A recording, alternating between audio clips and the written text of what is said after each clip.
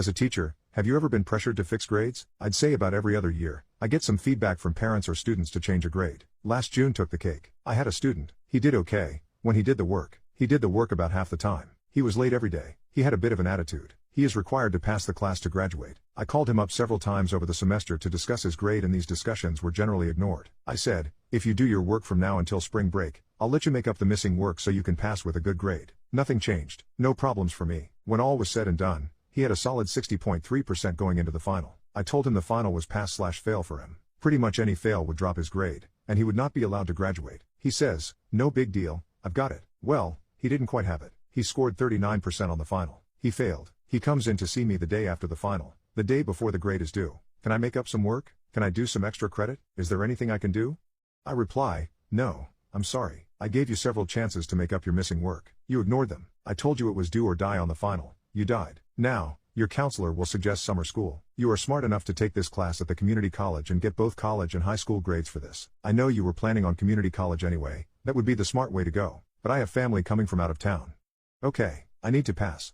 I feel bad about that, because you are not passing. He leaves, and about 30 minutes later, the head dean comes in and says, his father is a good friend of mine. Is there anything we can do? I say, sorry, I gave him a chance to make up the work. He refused to do that. For me, this is finished. We chat a bit more, and he takes off. About 15 minutes later, there is a commotion outside my room. The kid is there with his mother and a security guard. The guard says, they say you have a meeting scheduled with them now. I say, I don't have any meetings scheduled today. I don't need to talk to them. This discussion is over. I close the door and the guard escorts them from campus. About 30 minutes later, the AP in charge of my department is at my door, asking, what's going on with George? He failed. Is there anything he can do? No, and to be honest, I don't like being questioned about this. He failed. That's that. I am not questioning you. I just want to know what's going on. I then said, and that is a question. He failed. You can support me or not, but that isn't going to change. We are in California. Only teachers are allowed to assign or change grades. He left, and as he was leaving, I said, you know, if he put in half this effort this semester, he would have passed. It bothers me that everyone is coming down to discuss this with me. I've been teaching 30 years. I kind of know what I am doing. I go off to take care of some paperwork, and return to my room 15 minutes later, and the principal is waiting outside my room. I enter my room and he comes in with me. I close the door, and he says, George is failing. His mother is in my office saying you won't speak to her. Why won't you let him pass? I say, well, I won't speak to her because they lied to a security guard to get to my room, and there really isn't anything to talk about. He failed the class. You can review his grades online. I'll be honest with you, I really resent you questioning me about this. I assign grades based on how they do on their work. I don't need to rationalize my grades to the dean, the AP, and to you. Either I know how to do my job, and you let me do it, or I don't know how to do my job and you put me on a corrective program so I can do it to your satisfaction. This backroom questioning of the grades I assign isn't right, and isn't how we are supposed to be doing our job. Now, do you think I know how to do my job? He said, yes, but... I interrupted him, then let me do it. I am willing to listen to input if you know how I can do it better than I am doing it now, but this really can't continue like this. We need to have a discussion at this school about what is appropriate for administrative interaction. This isn't the time or the place, but this can't continue. He apologized and left. I come to find out that the kid threatened to beat me down if he sees me again. He's 5 feet 11 inches 145 pounds. I am 6 feet 5 inches 250 pounds. I wish him luck with that. Set back money when I found out I was pregnant, but I'm almost through it all. My dogs are unkempt and barely get attention. I wish I had an hour of free time FFS. Yes, I've told him these things, and last week we got in a fight and I reintegrated that it's been 3 months of her life and I haven't gotten 1 4/6 hour window of continuous sleep except when his sister sat in our living room and watched her while I slept with him home when I was about to have a mental break. That is so mentally draining. I am unhappy with my body and my mental is getting darker on lack of sleep. I told him also I feel like he's missing the best parts of her cause he's not very involved. He is only changes a small portion of diapers and he only holds her a half full of times a day and half the time puts her in her swing. I don't even want to come home when I go to my mom's or my mills. Why? So I can watch him play games and ignore us, or watch TV or scroll like I do every fucking day cause I'm locked in my seat if she's feeding or sleeping. He's heard us next to him when she wakes up and knows when I leave the room crying. Lately he asks if I'm okay and I'm, obviously, and verbally not okay. But I feel like he doesn't give a shit cause he has never gotten up or even rolled over to help even when tears are rolling from me. I am a good mom, I handle it most of the times with no tears, but some nights are so hard I've been breastfeeding, so another excuse I have given him, but I've had a reserve for him to feed her in the fridge and freezer since the second week. When I got pregnant I thought I wanted 2 kids so she wasn't an only child, but at this rate how could I even handle that? I'm so sad. It's turning into depression I think.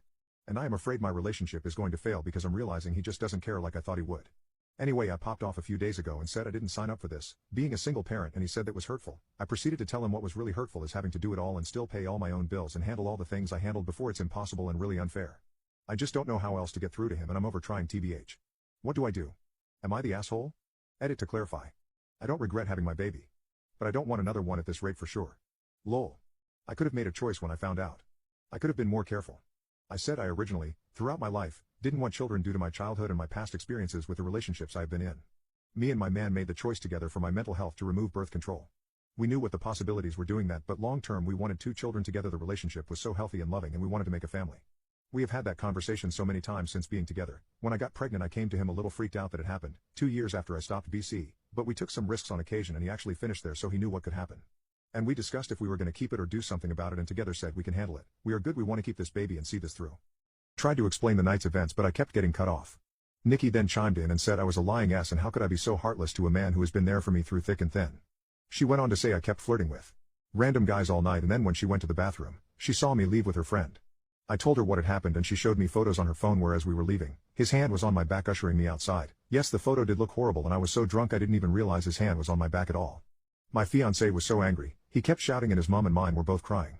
I then asked Nikki to call her friend and he would confirm nothing happened, but when she called him, he told a completely different story. He said I begged him to take me back to his and when he did, we slept together multiple times.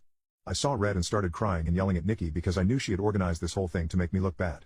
I begged my fiancé to believe me, but he just shook his head and left. When everyone had cleared out, my mother slapped me across the face and told me to get out. I left and went to a friend's house where I stayed for a few nights. During those nights I called my fiancé crying and pleading with him to believe me that nothing happened, but it all fell on deaf ears as he never returned any of my calls or texts. My mom texted me and told me she was kicking me out and that she couldn't believe I would do such a thing and a lot of hurtful other slurs I don't think I could repeat here. She didn't even give me time to get my things as she threw everything out. I was now homeless. None of my family would take me in, as they chose my fiancé and mother's side. I was homeless and single in less than a day and a half. My entire world had been taken away because of Nikki's lies. Now for weeks I tried everything to get my fiancé back and my family. The limit for me though was when Christmas time had come and I went over to my mother's house to try and reconcile. I was sleeping from couch to couch during this time. When I got to my parents' house, I knocked on the door but no one answered. My friend then called me and told me she just saw on Facebook that my family were in another state celebrating Christmas and they had posted pictures online.